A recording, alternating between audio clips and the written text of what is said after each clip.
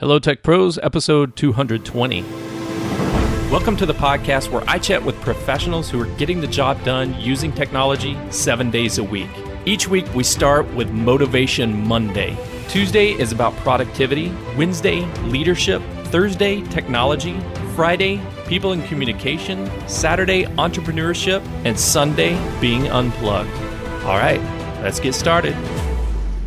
Hello, Tech Pros. This is Chad Bostic, and I'm excited to be here this Wednesday to talk to you about a subject that I have struggled with my entire career. And if you struggled with it too, then I would love to help you out by sharing some parts of my story. And that is the anxiety that comes from feeling like a complete imposter, the imposter syndrome. You feel like a complete fraud every single day that you go into work. Now, I've shared my story about social anxiety disorder many times on this podcast, but if you take a look at the imposter syndrome, it's not perceived in the clinical space to be a mental disorder. This is very, very common across lots of people, but especially high performers. If you are a high performer who works really hard, gets a lot of stuff done, is proving yourself, is making big things happen in your career and in your life, you are probably more susceptible to feeling like an imposter than other people are. And so I thought I'd share with you some of the things that I've struggled with, as well as the things that I've learned by dealing with this. So first of all, what is imposter syndrome? Well, it's a feeling inside of you. It's this anxiety that you get when you feel like, you know what? Oh my God, we have to hide the fact that I'm a complete loser. At work, I'm going to have to pretend that I am somebody else who knows what the heck I am doing, because I literally have no idea what I'm doing 99% of the time. I'm making it up as I go, and sooner or later, my boss is going to find out, and he's going to throw a fit, and I'm going to get fired, and it's going to go on my HR report, and then I'm never going to get a job again, and I'm going to end up living in a van down by the river, and my family's going to leave me, and God, just...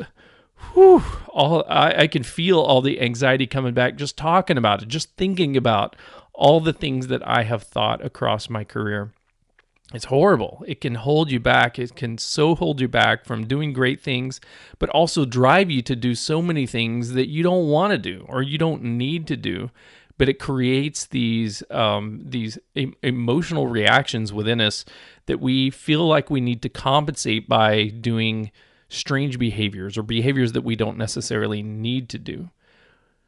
One of the things that we end up doing is we tend to work twice as hard to hide the fact that we suck. We know deep down inside that, hey, I suck. I'm not good. I'm not a good software developer. I'm not a good podcaster. I'm not a brilliant brain surgeon. I am not a great manager or leader. So what does that mean? That means that I have to step up my game. Like, this is a competition here at work.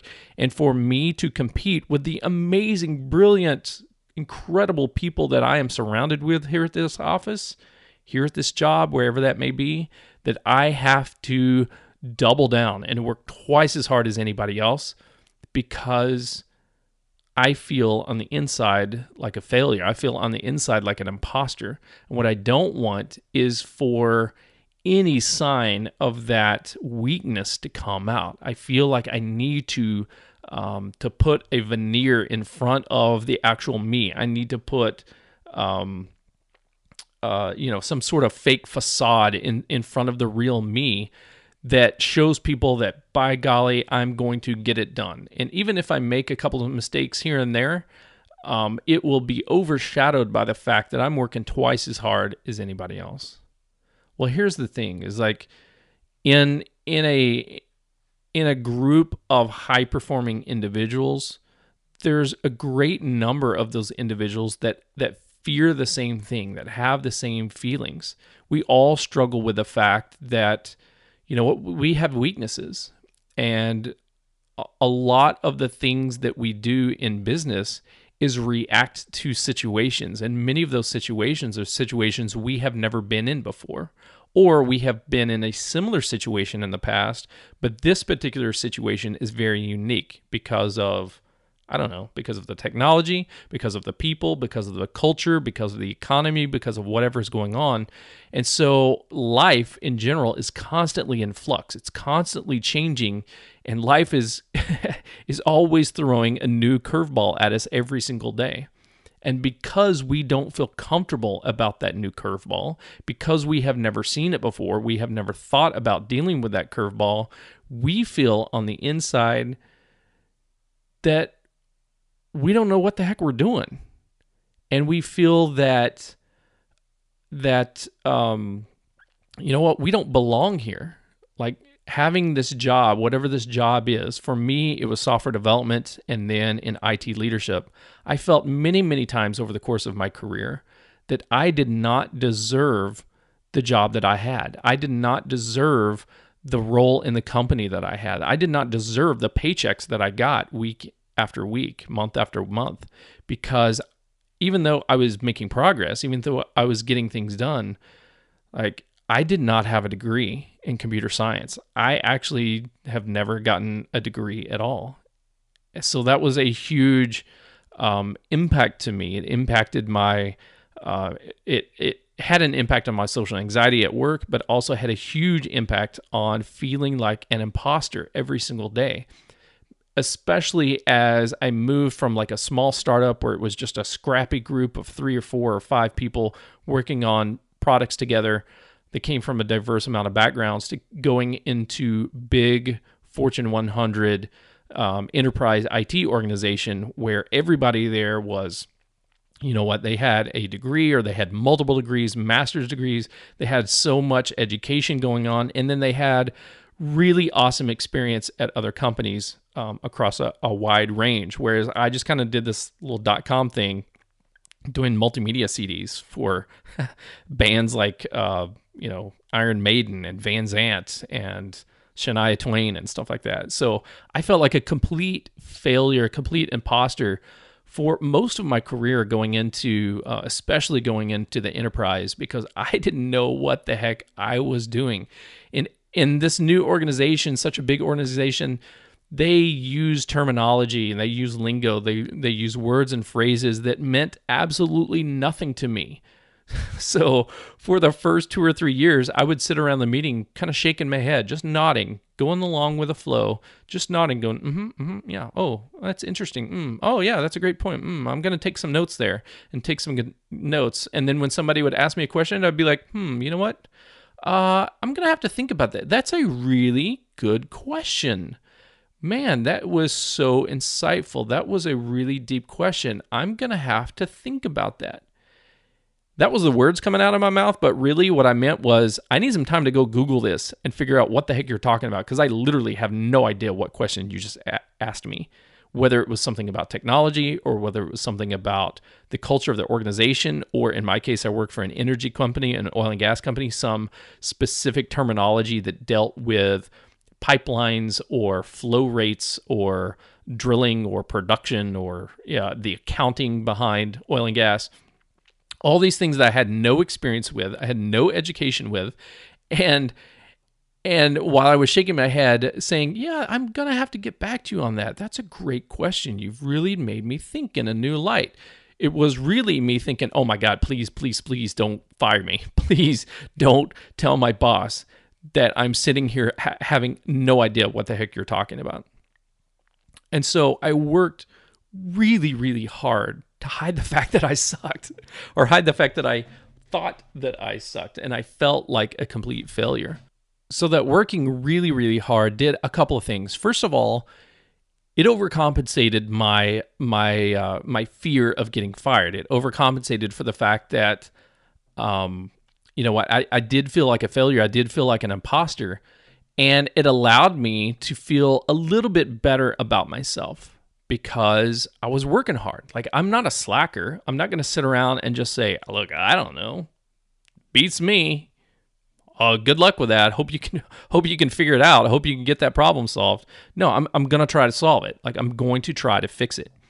And so I would constantly push myself to do a lot of research. I can't tell you how many nights and weekends I spent reading articles, reading books, studying blogs, like doing little sample homeworks, doing new code at home, sample code. Not that I was like Entrepreneurship Saturday, not that I was building something that I wanted to sell on my own or to build a product or service that I could market to the universe. No, I was just like experimenting with languages, experimenting with technology, learning new design patterns, because I was trying to grow my career.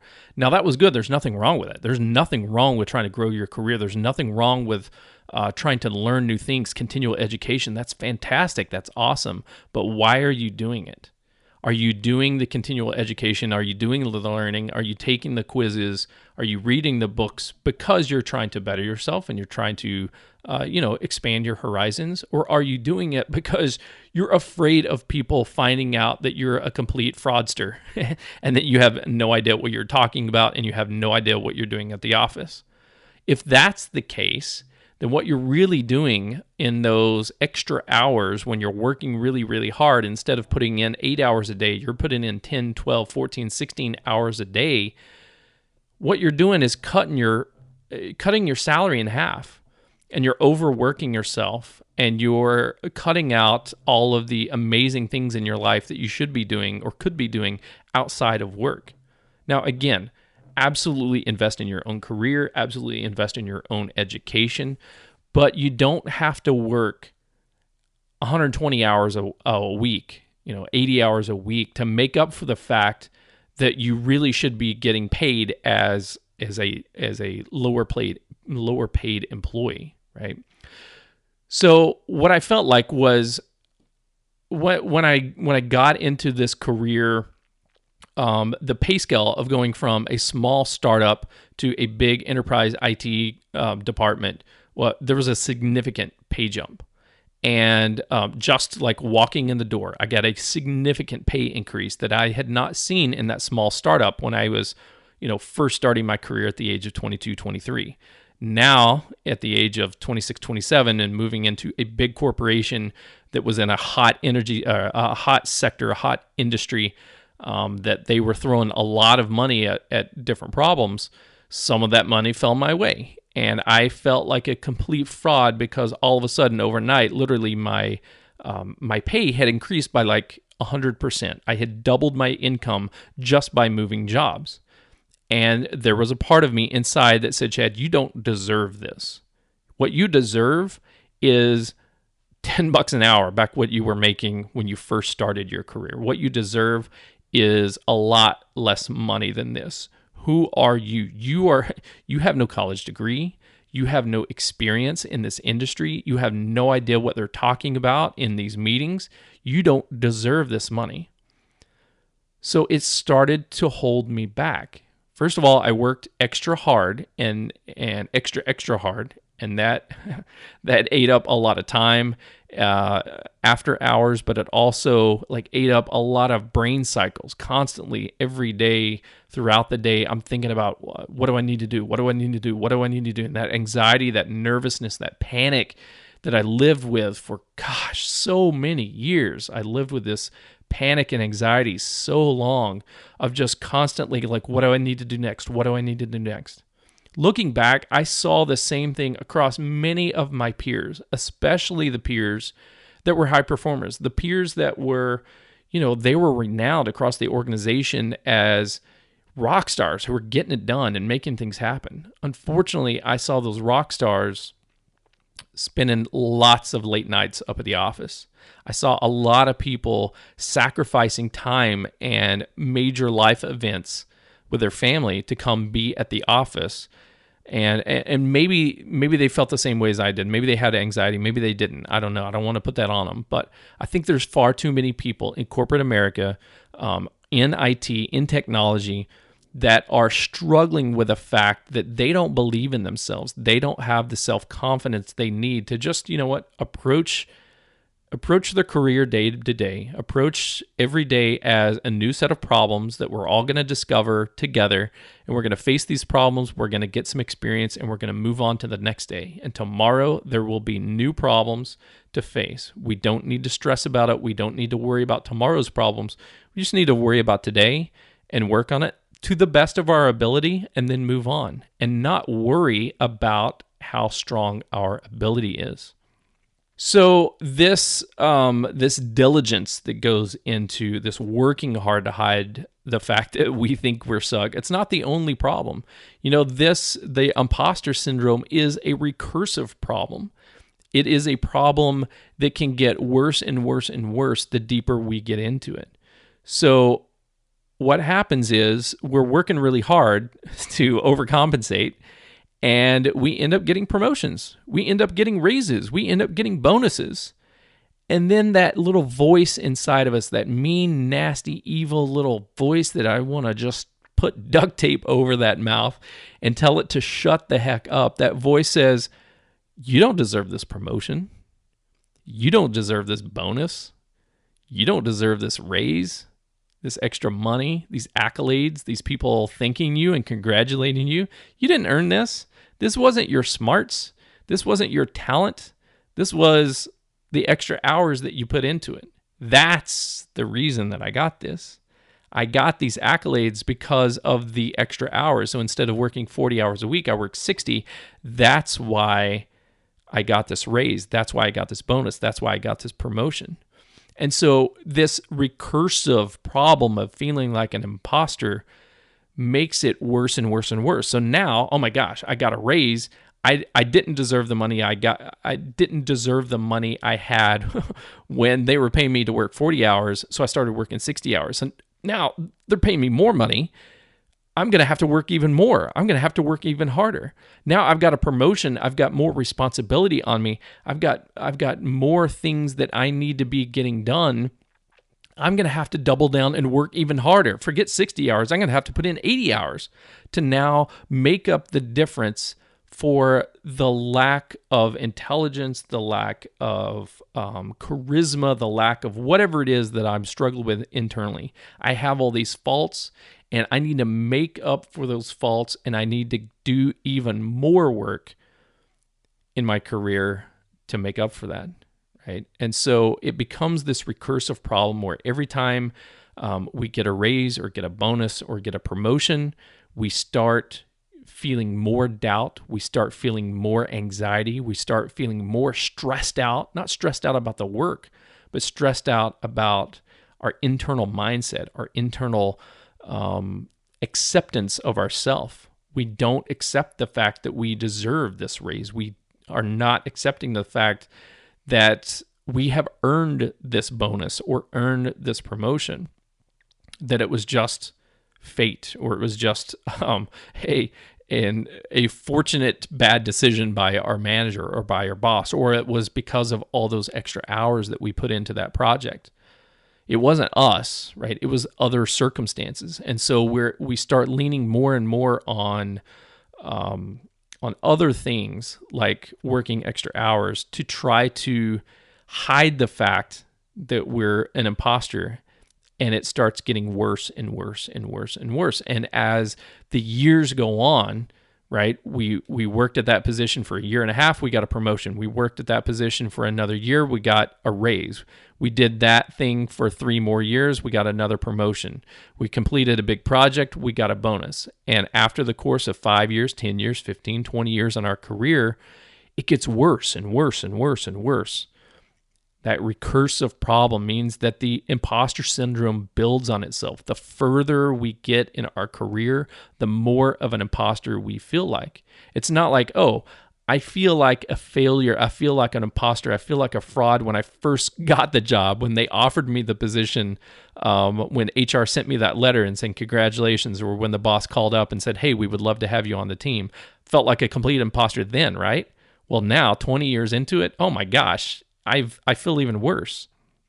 I feel even worse than I did as a 22-year-old kid or as a 25-year-old kid, because I don't deserve it. I didn't deserve getting the job. I certainly don't deserve moving into these positions. Now, if you think I sound completely crazy, you have never experienced this, man, congratulations. I wish I felt the same way.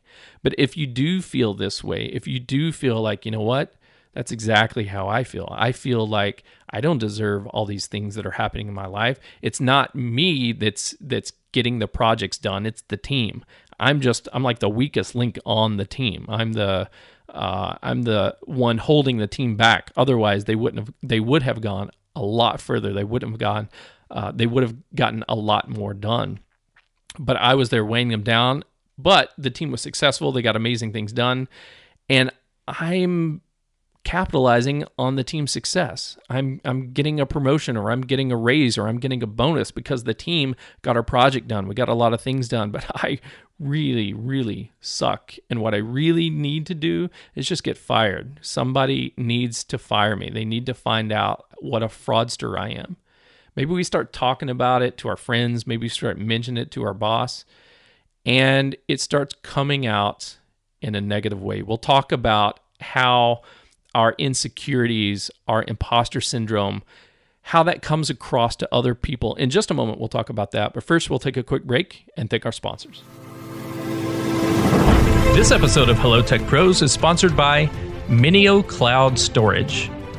Minio is a cloud object storage server for developers and DevOps written in Go. The Go programming language is the emerging language of choice for modern cloud infrastructure projects, and it allows Minio to be highly concurrent and lightweight. Minio is Amazon S3 compatible, built with microstorage architecture in mind, but at its heart, Minio is simple, scalable, and supported by a passionate developer and user community. In episode 89 of Hello Tech Pros, I talked with A.B. Periasamy, one of the founders of Minio, about the importance of community support and recruiting software developers who are as passionate about their product's code as artists are of their art. Check out that episode at hellotechpros.com/89 and check out Minio Cloud Storage at minio.io. That's minio.io. Are you new to podcasting? Are you looking for a fast, high-quality, yet budget-friendly podcast production team? Let TransSource Media take care of you. With a team of professional audio and video editors, writers, and graphic artists, they can help you build your podcast from planning, post-production, and platform submission. Using only cutting-edge software and studio equipment, they're here to make each and every show sound at its best. To get a free quote, please visit www.transsourcemedia.com or send them an email at marketing@transsourcemedia.com or call them at 209-505-5693. TransSource Media, transforming businesses through the power of multimedia. Okay, we're back and we're talking about how, why, and who, and where, and just all the questions that I have for myself about beating myself up when I feel like a complete loser, when I feel like a complete failure at work, a complete imposter. Because I don't know what I'm doing half the time. I'm making things up as I go. I don't know the best coding practices to solve this problem. I only know some coding practices to solve this problem. And then as soon as I write the code, I find out that, you know what? There's 1,000 different ways to do it, and 999 of those different ways are probably better than the way that I wrote. So, oh my gosh, I feel stressed out about I wrote some really crappy code. And now anybody else who's going to do a code review is going to think, oh man, Chad, what is Chad thinking? Seriously? This is his algorithm for solving this problem? This is his function? That's horrible. That's disgusting. Didn't he know this pattern and that pattern and this other pattern? And so I fear that judgment. I fear that people are holding me, or people are judging me and thinking bad about my work. And so I start doubling down and putting tons and tons of hours in to try to overcompensate for the fact that, you know what, I am inexperienced, or I have lots of experience. I have 15, 20 years of experience now, but I still don't know it all. And technology is changing every day of the week, right? I overcompensate for the fact that I grew up as a software developer. I didn't grow up as a project manager or a business analyst where you had to talk to people. And so when I get in meetings, maybe I start rambling. I start trying to not be that shy social anxiety kid. So I start just talking, and I end up dominating the conversation instead of just letting it flow out.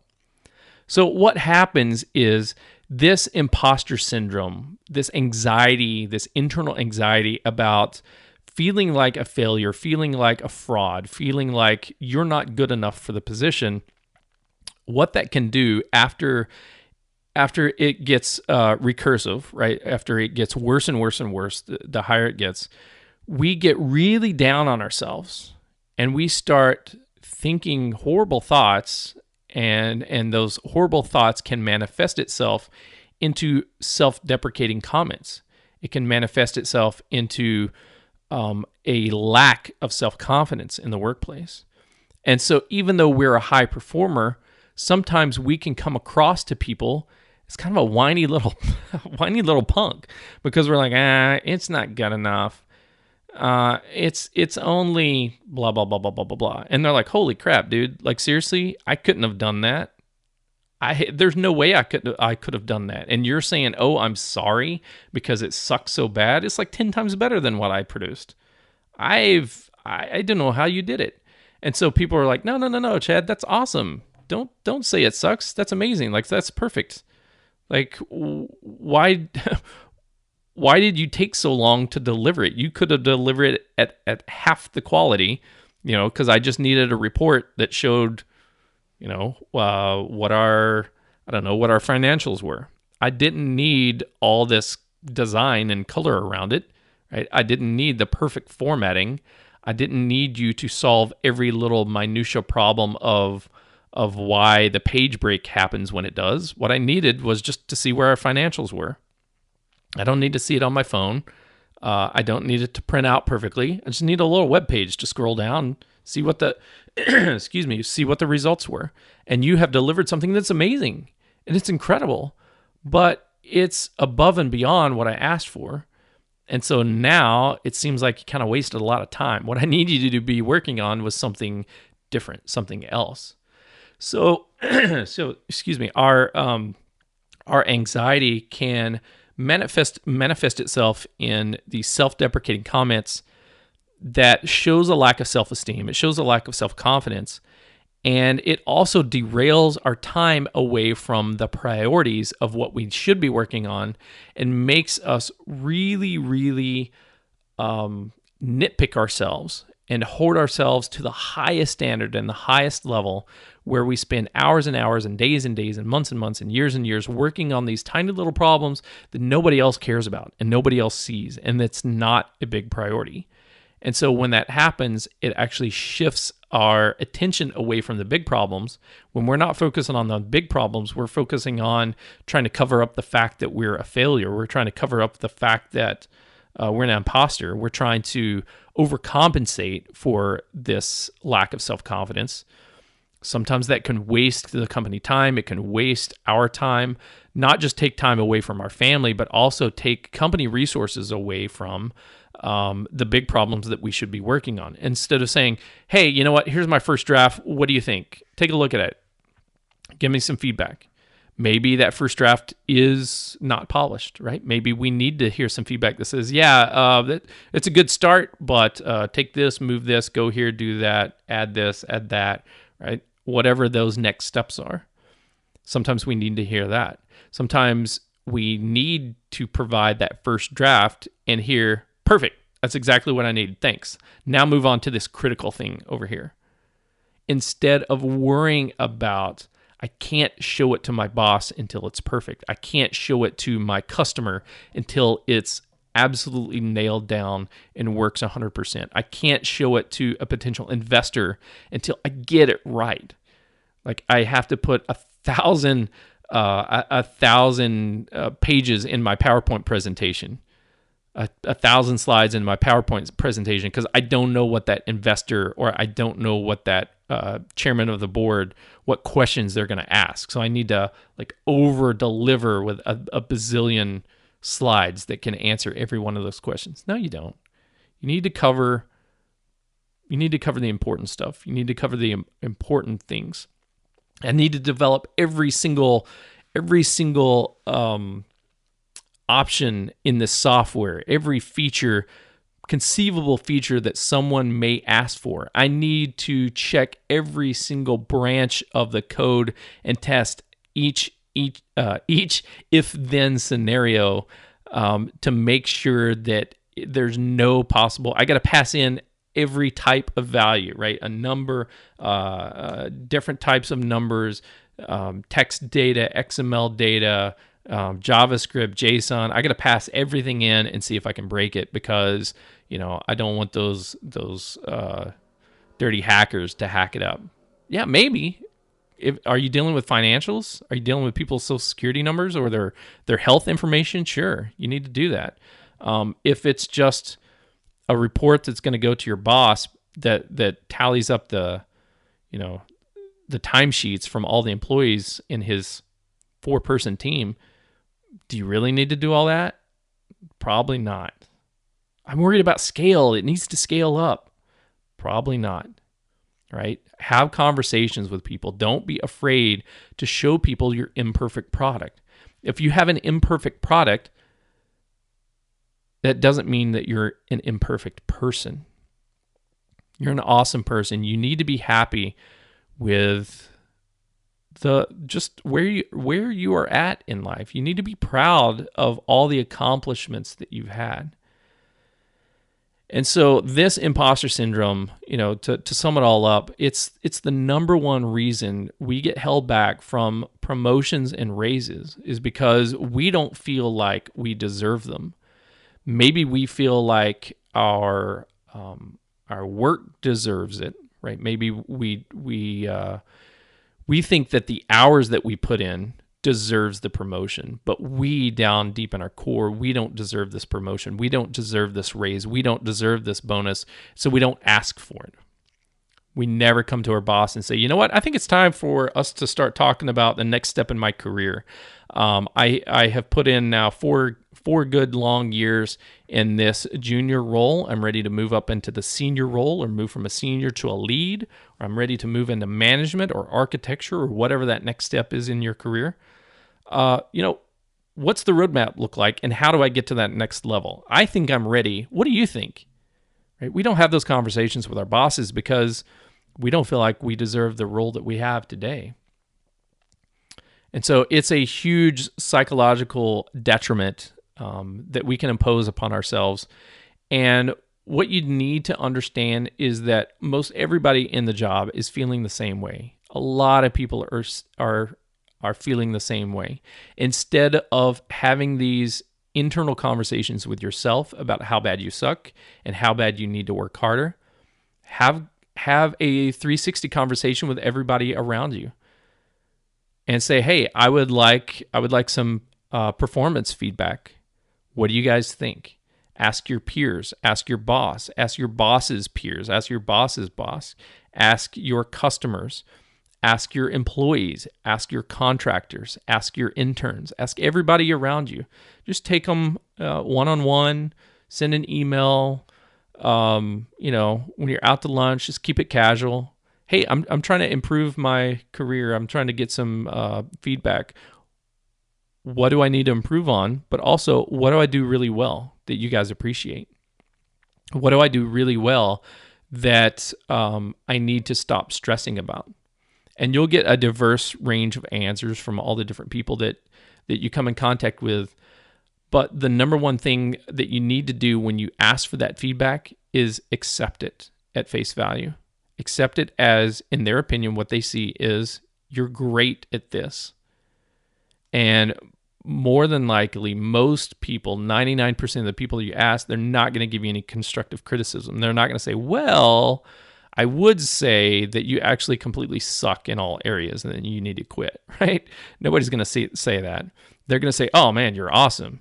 Dude, you are the most brilliant engineer that we have here. You're an incredible, inspiring leader. I love working with you. Right? They're gonna give you positive feedback, and what you don't want to do at this critical time when you're asking for feedback is negate it and say, yeah, they're wrong. Yeah, he's wrong. Yeah, she's wrong. They're lying. They're just lying. They're just trying to be nice to me. They don't want to hurt my feelings. They're trying to be nice. No, they're being honest with you. You really are awesome at what you do. You really are amazing. You have solved some incredible problems. You have stepped up to the plate time and time again to be there for your team, to be there for your colleagues, to figure out what's going on. You may not have known it right off the bat. You may have overlooked something, but guess what? Everybody else overlooked it too. Whether it was your responsibility or somebody else's responsibility, we don't get it all right the first time, and that's okay. Just be mindful of that. Be mindful that it's okay to be human. It's okay to act like a human and to feel like a human and to have these emotions. But it's also okay to be okay with yourself and to just let it hang out. Just let all your issues, all your insecurities, just kind of lay them out there on the table and say, you know what, I'm doing the best work that I can, and that's good enough. And just be okay with yourself. Forgive yourself. Just take a few moments right now today and forgive yourself of whatever it is that you're stressing about. You've been stressing about something for a long time. And what my final words of wisdom for you today is just forgive yourself. Give yourself a little grace. Give yourself a little cushion. Give yourself a little wiggle room and say, hey, you know what? I'm not perfect. I don't know all this stuff, and that's okay. We're all figuring it out as we go, and that's okay. Tomorrow I'll come back and there will be new problems, and I'll figure those out, and that's okay. I don't have to have it all today. I don't have to get everything done before I go home at 10 o'clock tonight after everybody else leaves. I don't have to study, like a mad person to overcompensate for the lack of education that I've gotten earlier. It's okay. I'll figure it out. I don't have to come across as a big bravado, full of himself jerkweed, because on the inside, I feel like a fraud. You don't need to do that. Just be okay with yourself. Forgive yourself. And try to have a little bit more fun this week and next week as you go into a more relaxed mindset about being okay with yourself and being okay with the work that you do. If you struggle with anxiety, whether it be this particular anxiety or social anxiety or other anxieties that we have in our career, in our business, in launching our business, or just life in general, you know what? I have dealt with so many of them, and I am just now in the last couple of years, last year or so, really coming to terms with what that means to me as a person, what that means to me as Chad, right? Forget the podcast. Forget that. This is just the podcast. This is the next step. I've been taking so many steps over the last 15, 20 years in resolving a lot of anxiety that I've had across my life and across my career. And I am starting to document all of those on the podcast, but I'm also starting to write them down. I've been called out by a couple of people who asked me, Chad, I want to read this. I want to read your stories. You need to write a book. You need to write this stuff down. So you know what? This is the first public announcement. I'm going to write a book on dealing with anxiety in the workplace, dealing with social anxiety, with personal anxieties, with the fear and the stress that holds us back from accomplishing what I've wanted to accomplish in my career and in my business and launching my businesses and just in life and relationships and in general. I'm going to start writing these down. I've actually got a free teaser that's up right now, and I want you to be a part of the process as I craft this book, as I write this book. So I will be journaling and writing as I go. I'll be publishing this as I go on a new website. It won't be on this website. I'm going to keep it separate from Hello Tech Pros. If you go to anxietynerd.com, go to anxietynerd.com. There I have an intro chapter or prologue or story, if you will. I don't know how to range the book. This is the first time I've ever written a book, so I don't know what this story is. We'll just call it a story, an intro story about the first tech job that I ever got and the anxiety of having my first tech job interview. Maybe we'll have a podcast about how to deal with anxieties with your interviews. We'll have that soon on the podcast. But this story, this first story, is is the anxiety that I struggled with of going to my first tech interview, and a lot of imposter syndrome stuff that I talk about in that story. So again, go to anxietynerd.com, get that story in there. I'll give you information on how to follow along, how to subscribe to stay in contact with story by story, chapter by chapter as I write this book. And I would love to get your feedback on it. I want to put it out there. I'm not a writer. I'm not an author, right? But my work is imperfect. I understand that it's imperfect, but I'm going to put it out there into the universe anyway, because I'm okay with that. I'm okay with my imperfections, and I would love to get your feedback. You can just be a rah cheerleader for me and say, congratulations, Chad, keep it up. Or you can give me constructive criticism as well. It's not going to hurt my feelings.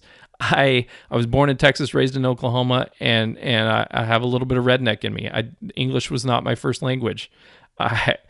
Basic and Pascal were my first languages, and I'm still struggling with English. So there's probably a lot of grammatical errors, spelling errors. Great. Help me out there. Give me some feedback. I would appreciate it. Go to anxietynerd.com and follow along with my anxiety stories and the anxiety of writing a book for the first time. Whew, scary just thinking about it. Appreciate you guys. Love you guys. Thanks so much, and take care. The show notes page for this episode can be found at hellotechpros.com/220. Do you use Slack for team communication? Join the Hello Tech Pros Slack channel at hellotechpros.com/Slack.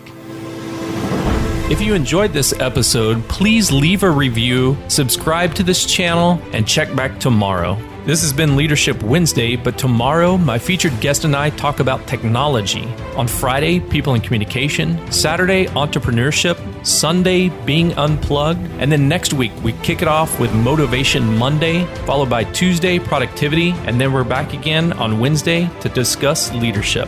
And I'll talk to you tomorrow.